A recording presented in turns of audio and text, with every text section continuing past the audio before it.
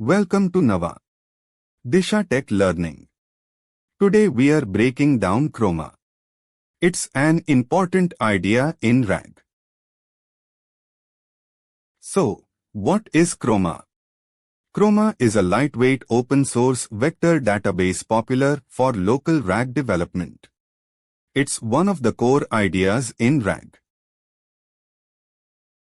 Here are the key things to know about Chroma. First, runs in memory or persistent on disk, no external server needed. Also, simple Python API designed for rapid prototyping.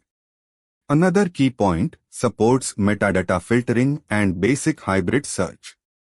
On top of that, ideal for local development, notebooks, and small-scale apps.